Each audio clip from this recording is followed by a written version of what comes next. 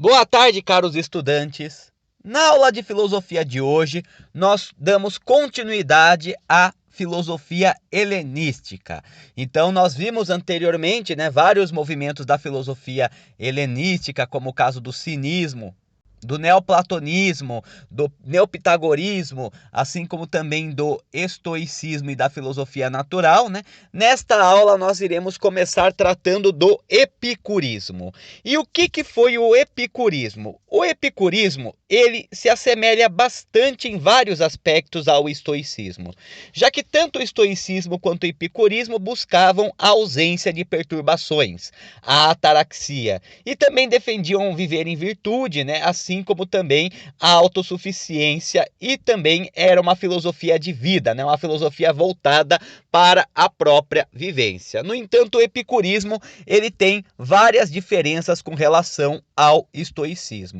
Então, diferentemente dos estoicos, os epicuristas eles valorizavam as paixões tanto quanto as razões, Então, os estoicos, eles consideravam que as paixões eram, em geral, a causa do sofrimento e que suspender essas paixões era essencial para se chegar à felicidade. Então, a renúncia, a resignação das paixões seria essencial para alcançar a felicidade.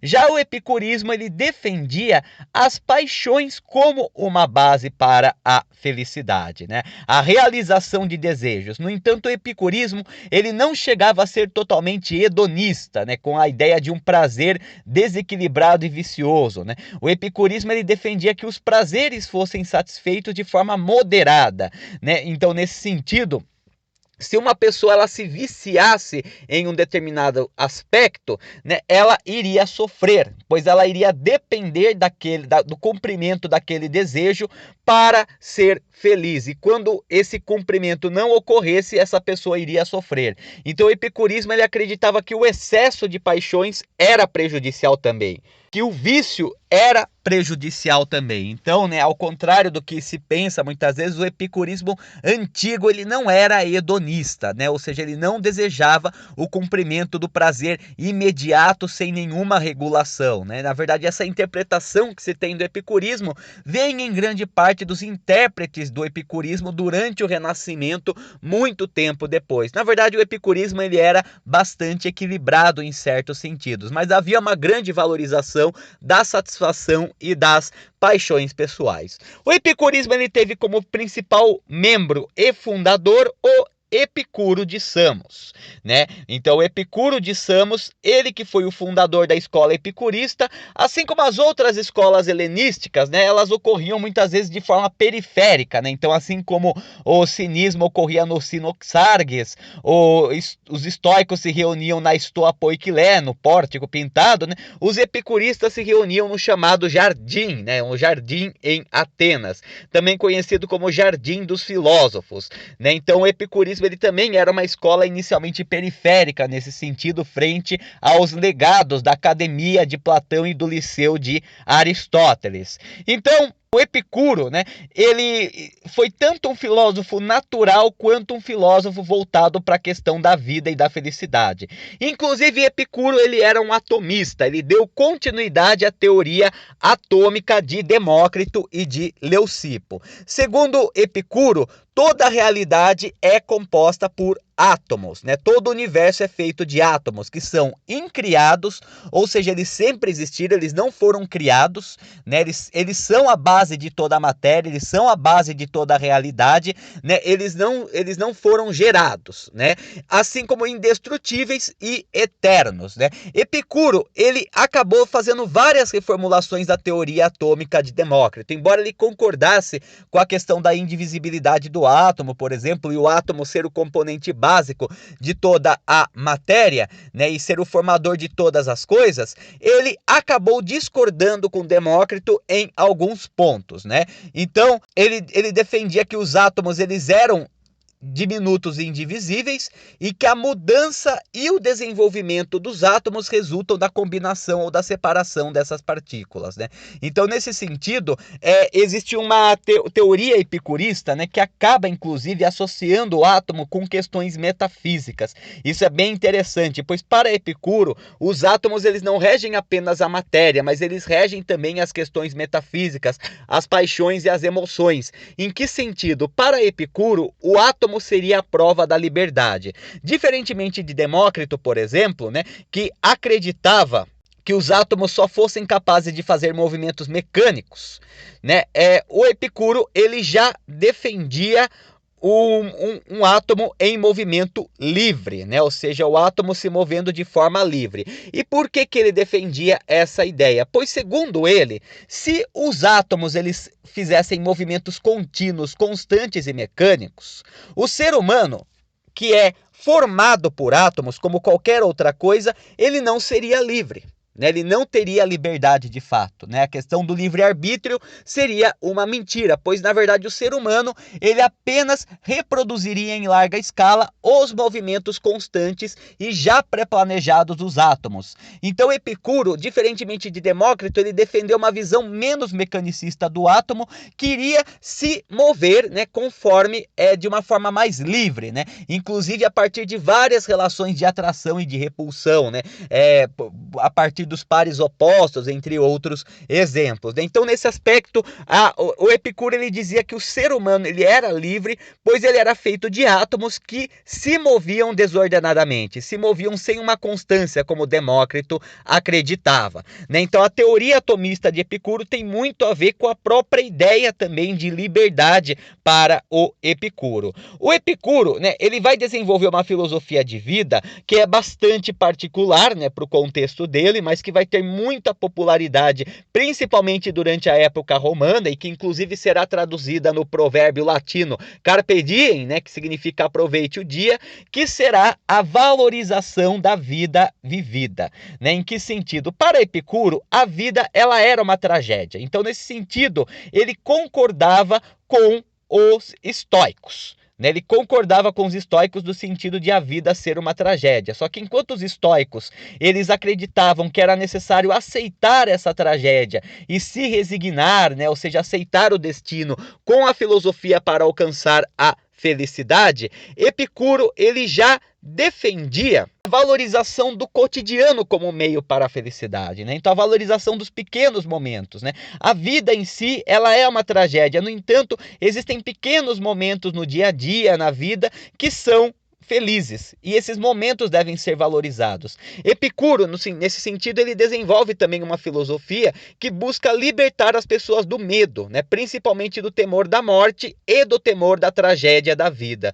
Então, nesse sentido, ele defendia que o aproveitamento dos momentos mais corriqueiros, a valorização dos momentos mais corriqueiros, assim como a realização pessoal, seriam a base da felicidade, né? Então, nesse aspecto, o Epicuro ele é lembrado, inclusive, pela frase, né, que ele supostamente teria afirmado, né, de que enquanto nós vivemos, nós não estamos mortos, né? Quando nós morrermos, nós não temos mais nada a temer, né? Então, nesse sentido, não há por que ter medo da morte, pois se a morte chegar, simplesmente acabou, não existe mais nenhuma preocupação, não existe mais nenhum problema com a chegada da morte. Então, enquanto a morte não chega, aproveite a vida, né? Faça um bom aproveitamento da vida, né? Desenvolva suas habilidades, faça a realização pessoal, satisfaça seus desejos carnais, mas seus desejos também psicológicos, seus desejos intelectuais, que eram fortemente valorizados por Epicuro, né? Para Epicuro, a mais alta forma de valorização, né? A mais alta forma de felicidade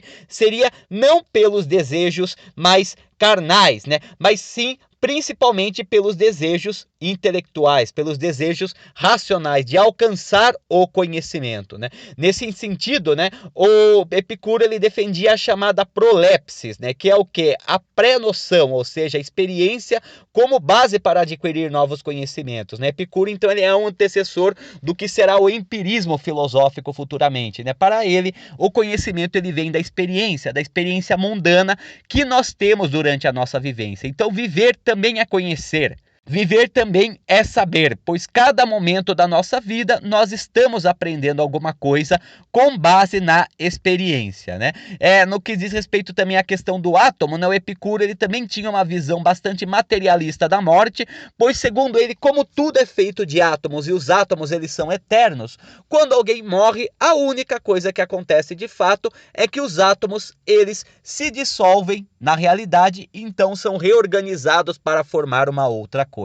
É até interessante nesse sentido que essa visão do Epicuro a respeito da morte, da reorganização dos átomos, se assemelha bastante com alguns princípios da filosofia védica, né, que nós tratamos anteriormente, o que pode indicar alguma influência da filosofia indiana, né, tanto ástica quanto nástica, nas ideias do epicurismo, né? Tanto essa questão do aproveitamento da vida, né, a valorização da vida, assim como também nós temos essa noção, né, da reorganização da matéria após a morte, que é muitas vezes representado no ciclo do karma ou no ciclo da reencarnação na filosofia indiana, tem alguns aspectos em comum. E nós devemos pensar que Epicuro, né, ele vive o contexto helenista, né, ou seja, um contexto de forte contato das ideias ocidentais com as ideias orientais. Então, né, podemos então resumir, né, a teoria de Epicuro, né, que é o fundador do epicurismo. Ele defendia uma realidade composta por átomos que não seguiam necessariamente o movimento mecânico pré-determinado, mas que se moviam muitas vezes de forma desordenada, né, o que indicava a liberdade, pois se os átomos se movem de forma livre, então o ser humano é livre, do contrário, o ser humano não seria livre, pois estaria submetido ao movimento constante dos átomos, e também, né, defendia a valorização do prazer e a valorização dos momentos corriqueiros, a valorização da vida, né? Mesmo que a vida fosse trágica, mesmo que a vida fosse cheia de maus momentos, a vida fosse algo a se temer tanto quanto a morte, é a partir da vida, né? A partir dela que nós podemos alcançar a felicidade, é a partir dos momentos vividos que nós podemos alcançar a felicidade. Então, se livrar do medo, se livrar da preocupação com a morte, se livrar da preocupação com os grandes problemas, quando eles ainda não ocorreram, era um meio de se alcançar a felicidade, e apenas a filosofia poderia oferecer racionalidade para isso, né? Vai haver vários filósofos epicuristas, tanto no contexto grego quanto no contexto romano, né? O epicurismo ele será uma escola muito difundida em Roma, né? Inclusive vai rivalizar com o estoicismo durante a fase do Império Romano, né? No entanto, entre alguns filósofos que nós podemos destacar, né, dos seguidores do Epicuro, né, dos epicuristas, nós temos o Filodemo de Gadara, né, o Filodemo de Gadara, que era natural da Jordânia, né, mas que acabou passando a maior parte da vida dele em Roma, né, durante o Império Romano. Ele se baseou em Epicuro e escreveu diversos tratados sobre ética, física e lógica. E também teria sido professor dos poetas Virgílio e também de Horácio. Do poeta Virgílio, né, que foi o escritor da Eneida, né, que é um poema épico baseado na Ilíada e na Odisseia de Homero, que remonta a uma origem gloriosa dos romanos a partir dos troianos que fugiram de Troia, e também do poeta e filósofo romano Horácio, né? Horácio, que foi um poeta lírico principalmente, né, que ficou conhecido como um dos maiores poetas da Roma Antiga, apesar dele ter feito também algumas poesias satíricas, né, e que também acabou popularizando bastante o epicurismo na Roma Antiga. Inclusive ele que teria criado, né, ou pelo menos propagado o termo carpe diem, né, que é o lema do epicurismo latino, assim como também o fugere urbem, né, que diz respeito à fuga da cidade, na valorização do campo, né, ou seja, a valorização do ambiente rural como um ambiente de tranquilidade em contrapartida ao ambiente caótico da cidade, né? Então ele teria escrito sátiras, as odes ou carminas, as epístolas e os épodos também, né? Que são vários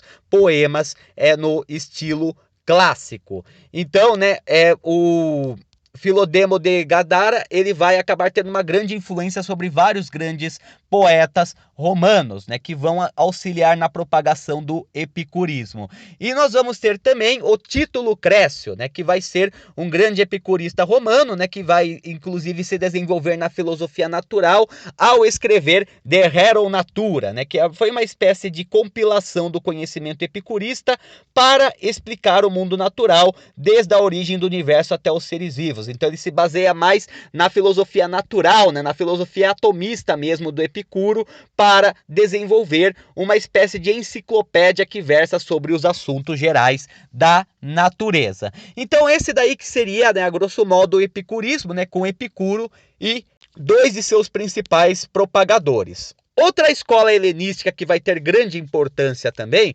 será o chamado ceticismo. O ceticismo ele vai ser uma escola bem à parte comparada com as outras que nós vimos, porque como nós tratamos até agora, o helenismo ele foi um período do qual nós temos uma perda do caráter crítico da filosofia e uma ascensão maior do dogmatismo, né, que é a reprodução de ideias, ou seja, a reprodução, a reinterpretação ou a releitura de ideias de pensadores tradicionais, pensadores antigos, sem necessariamente haver uma crítica a essas ideias, né? Então, além do próprio pensamento platônico e aristotélico, que é constantemente reinterpretado nesse contexto, né? Nós temos, fora os fundadores das escolas, né?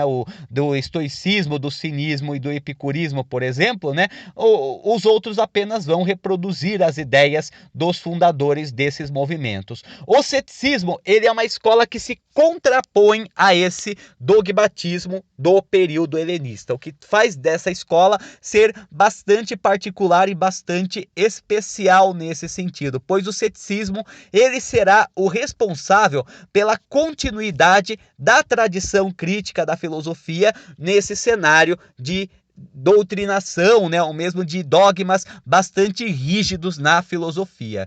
Então o ceticismo ele vai surgir como reação ao dogmatismo e que questionava dogmas e verdades universais, podendo inclusive negar a existência de verdades universais ou propor a continuidade da investigação. Tanto que o próprio termo skepsis, né, que vem do grego, significa investigação, né, que é o nome do ceticismo, da onde viria o termo, né, skepsis de ceticismo. Então o ceticismo ele era uma filosofia mais crítica comparada com as outras do período helenista e que era mais voltado à compreensão da realidade até sanar todas as dúvidas, se isso fosse possível, né? No caso, nós vamos ter vários tipos de ceticismo, né?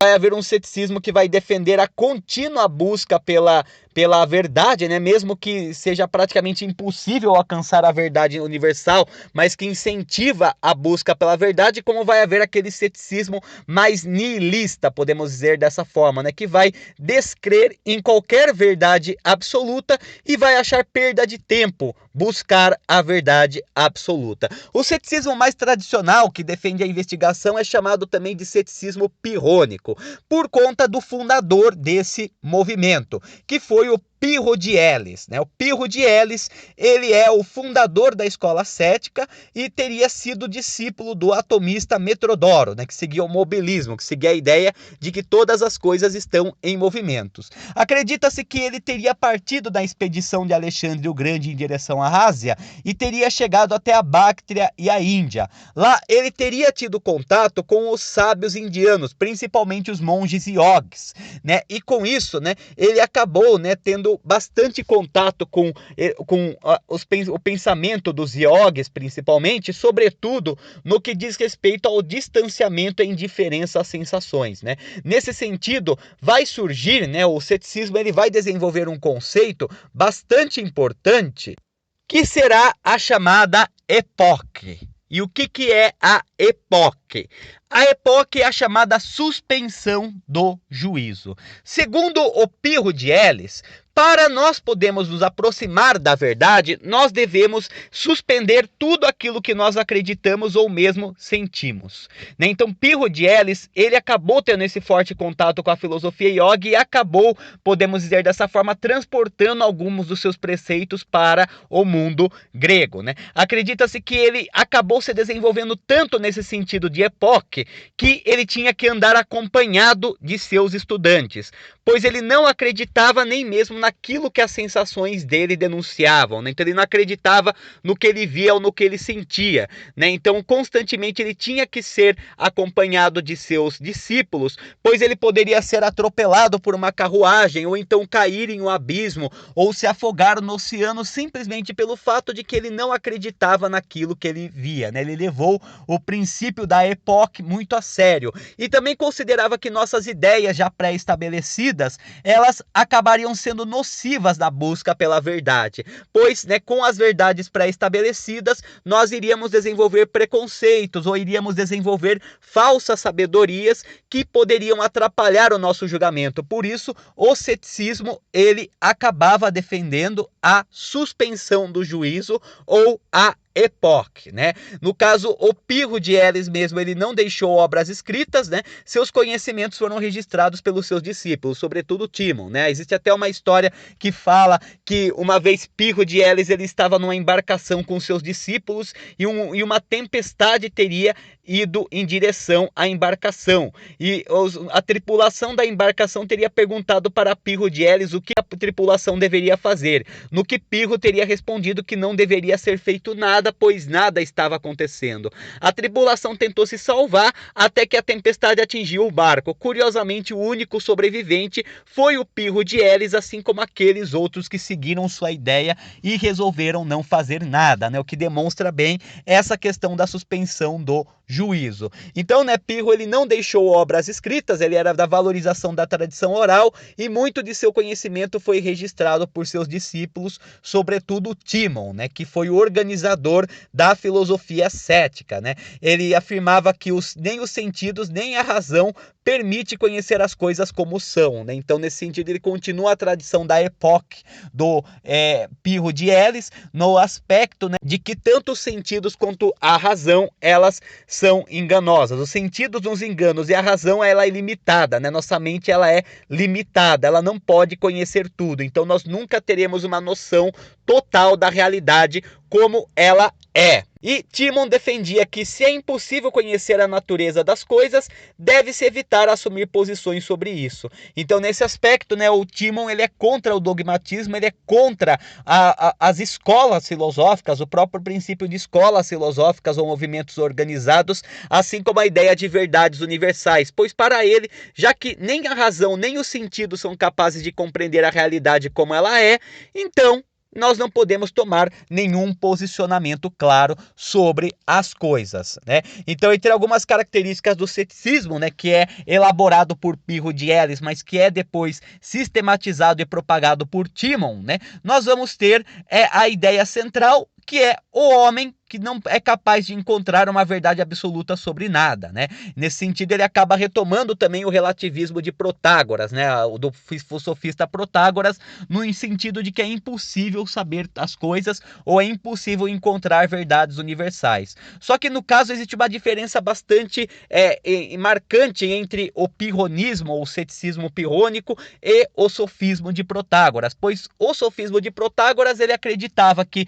como não é possível chegar a uma verdade absoluta, então nós não devemos perder tempo tentando chegar a uma verdade absoluta, devemos apenas convencer o outro de que nosso posicionamento está certo. Já o ceticismo pirrônico, ele acreditava que era importante a investigação, né? Ele era meio probabilista, até podemos dizer dessa forma. Ele acreditava que era muito difícil ou mesmo impossível se chegar a uma verdade universal. No entanto, isso não significava que nós não poderíamos desenvolver a noção que nós temos sobre a realidade. Então, né, desenvolveu a noção, né, de que nós deveríamos abandonar a clássica pretensão filosófica de perseguir a verdade e aceitar as práticas e costumes do cotidiano. E também desfrutar o presente, negligenciando as especulações em torno do futuro também.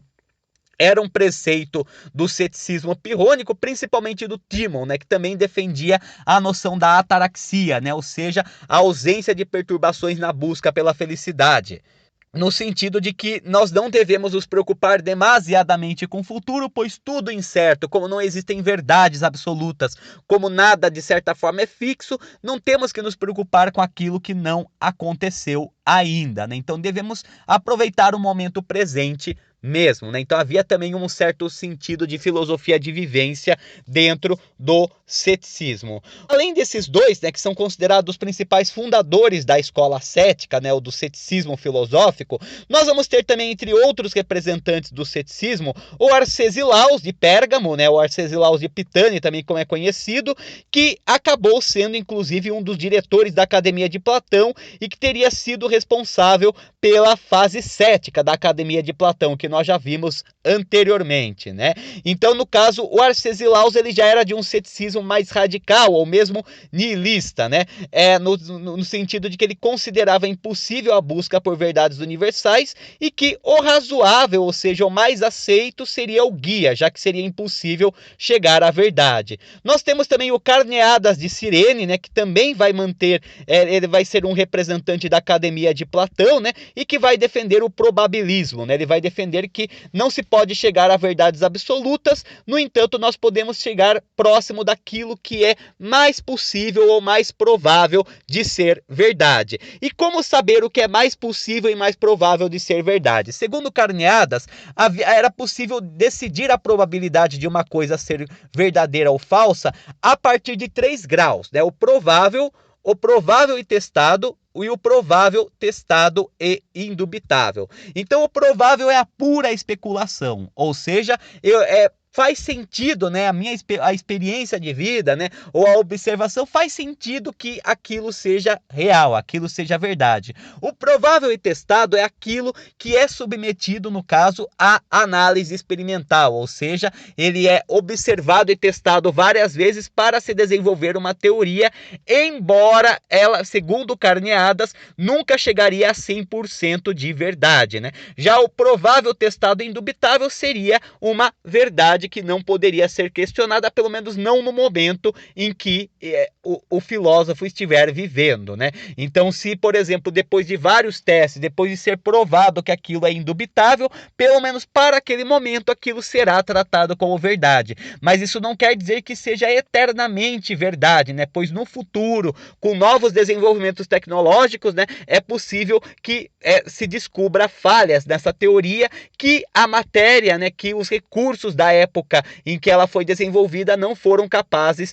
de decifrar, né? E o sexto empírico, né, de Alexandria, né, do Egito romano, que vai ser a principal fonte do ceticismo na Roma antiga, né? E considerava o ceticismo legítimo o pirrônico, na ideia de que, apesar de não existir verdades absolutas, nós não devemos deixar de buscar a verdade absoluta, né? Deve-se continuar o caráter investigativo do ceticismo, né? Da busca constante pela verdade, sempre a partir da epoque, ou seja, da suspensão do juízo. Então, o sexto empírico, de certa forma, ele busca resgatar o ceticismo mais original de Pirro e Timon, né? E não tanto dos intérpretes do ceticismo que vieram posteriormente e que acabaram, inclusive, deturpando as ideias de Pirro e de Timon, né? Então, né, inclusive, o sexto empírico ele afirma que o ceticismo nihilista, o ceticismo que não acredita em verdade nenhuma, né, que não acredita em verdades universais e por conta disso, né, evita, né, buscar a verdade, para ele nada mais passa do que um dogmatismo negativo, né? Então o ceticismo ele combate o dogmatismo. O dogmatismo consiste em crer em verdades absolutas segundo um dogma, segundo um princípio anterior, né? No caso, para sexto empírico, a negação da verdade, nesse sentido, a negação da busca pela verdade, seria uma outra forma de dogmatismo, mas um dogmatismo que defende a negação como realidade e não, né, as verdades absolutas, né? Então, nesse sentido, para ele, um cético de verdade continuaria o caráter investigativo, mesmo que ele tivesse certeza de que ele não iria chegar a uma verdade absoluta, pois o que ele fizesse iria contribuir para o avanço do conhecimento, mesmo que não se chegasse a um conhecimento total e absoluto, né? Então, o sexto empírico será o principal propagador da filosofia cética na Roma antiga, né? Será um dos grandes representantes da filosofia cética na Roma antiga. Então, esses daí foram os principais movimentos filosóficos do período helenista, né? Então, retomando alguns pontos deles, né? Nós temos o cinismo, que vai ter como principais representantes Antístenes e Diógenes, principalmente, que defendia a vida em natureza, né? Legitimava a autossuficiência, né? E a satisfação das necessidades naturais, né? Assim como também a crítica às convenções sociais, né? E a crítica também a política, a propriedade, a vários princípios da sociedade, né? Aí nós vamos ter também o estoicismo, né, que defendia a busca pela felicidade a partir da resignação, né, da ataraxia, né, e uma vida de virtudes, né, que seria baseado na inteligência, na coragem e na justiça, né, e o uso da filosofia, o uso da razão para superar os problemas mundanos. O epicurismo, que também busca a ausência de perturbações, né, ou seja, que busca a valorização da felicidade a partir da filosofia, a partir do uso da razão, mas diferentemente do estoicismo, que acreditava no destino e na resignação, o epicurismo ele já acreditava na liberdade, né, que era manifesta pelo movimento livre dos átomos, assim como também na valorização dos momentos cotidianos, na valorização da própria vida, de não ter medo nem da vida nem da morte, pois quando a morte chega tudo acaba e não há mais preocupação nenhuma. E o ceticismo, que é a crítica ao dogmatismo, né, que negava as verdades universais, né, e que se dividia em duas alas, uma que decidia continuar a investigação, né, uma ala mais probabilista, que é o ceticismo pirrônico, vamos dizer assim, que defendia que mesmo que nós não possamos alcançar a verdade universal, pois tanto os nossos sentidos quanto a nossa razão atrapalha o nosso juízo, né, e defendia então a suspensão do juízo, a chamada époque, né, como aqueles que negavam de fato a verdades universais ou verdades absolutas e por conta disso não se preocupavam em investigá-la. Essas são as 4 escolas originais no caso do helenismo, né? Além disso, nós vamos ter a continuidade da filosofia natural, fortemente baseada nos métodos experimentais de Aristóteles, né? Assim como a escola peripatética, que vai continuar nos liceus de Aristóteles em Rhodes e Alexandria, até depois, né, Aristóteles se propagar mais no Oriente do que no Ocidente, a continuidade da academia platônica, que vai passar por várias fases, uma fase mais cética, uma fase mais pitagórica, né? Até então Plotino reformular a teoria platônica com a teoria do uno, do nous e da psique, né? Assim como também o neopitagorismo, que acaba mesclando bastante o platonismo com o pitagorismo. No entanto, além desses movimentos, né, que nós abordamos nessas últimas aulas, existe uma outra categoria também, né, que se encaixa no pensamento helenista, que é o chamado ecletismo, né? Então, o ecletismo ele será muito popular, principalmente na filosofia romana. O ecletismo, na verdade, ele não é um movimento filosófico separado, que nem os que nós tratamos até então, né? Na verdade, o ecletismo ele é uma relação com a filosofia que transcende as escolas. A filosofia romana, principalmente na época do Império, né, que nós vamos ter bastante no final da República e no período do Império principalmente, vai acabar defendendo que limitar a visão a apenas uma escola filosófica, né, acaba sendo limitar a visão da realidade. Então os ecléticos, os filósofos ecléticos, como eles eram conhecidos, eles bebiam de várias fontes, então eles acabavam estudando o estoicismo, o platonismo, o epicurismo, né, o pitagorismo, entre tantas outras escolas que nós tratamos, e com isso, então, eles acabavam desenvolvendo uma noção de unir o útil ao agradável, ou seja, unir os princípios aceitáveis dessas diferentes escolas. Então, o ecletismo ele consiste não no movimento à parte, mas, na verdade, numa junção de vários pressupostos filosóficos de movimentos diferentes para ter uma noção, inclusive, mais geral da realidade, né? Uma noção mais geral, pois para eles, se prender apenas uma escola filosófica limitaria a visão da realidade e o debate. Então, entre os grandes representantes do ecletismo filosófico na antiguidade, nós vamos ter entre eles Panécio de Rhodes, né, que é o fundador do chamado médio estoicismo, no qual ele mescla o estoicismo com o platonismo e o aristotelismo, né? Nós vamos ter também Antíoco de Ascalon, né, que vai encerrar a fase cética da Academia de Platão e vai aproximar principalmente o pensamento aristotélico e pitagórico do pensamento platônico, né, tornando a escola, a Academia de Platão mais eclética, né, ou seja, mais vinculada a diferentes vertentes filosóficas que acabaram sendo incluídas ao platonismo.